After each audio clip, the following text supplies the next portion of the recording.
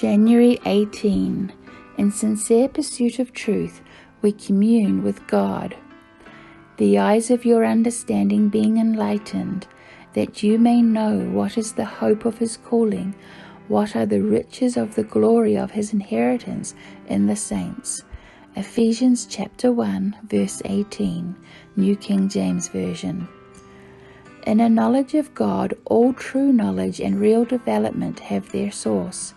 Wherever we turn, in the physical, the mental, or the spiritual realm, in whatever we behold, apart from the blight of sin, this knowledge is revealed. Whatever line of investigation we pursue, with a sincere purpose to arrive at truth, we are brought in touch with the unseen, mighty intelligence that is working in and through all.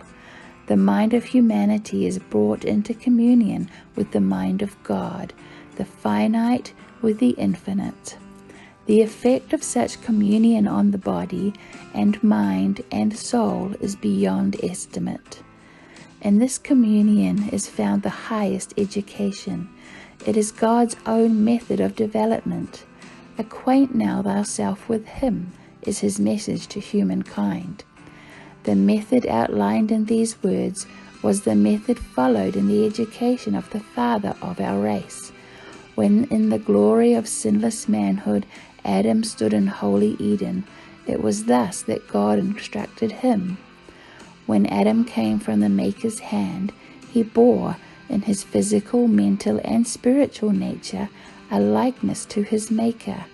God created man in his own image, and it was his purpose that the longer human beings lived, the more fully they should reveal this image, the more fully reflect the glory of the Creator.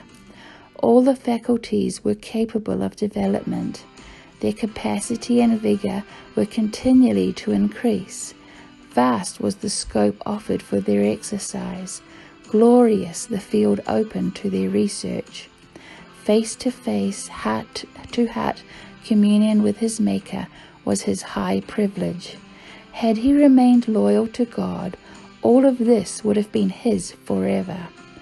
But by disobedience this was forfeited. Through sin the divine likeness was marred and well nigh obliterated.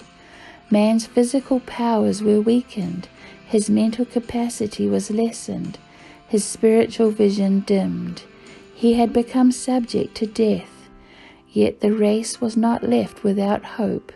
By infinite love and mercy, the plan of salvation had been devised, and a life of probation was granted, to restore in the human family the image of their Maker, to bring them back to the perfection in which they were created, to promote the development of body, mind, and soul, that the divine purpose of their creation might be realized. This was to be the work of redemption. This is the object of education, the great object of life.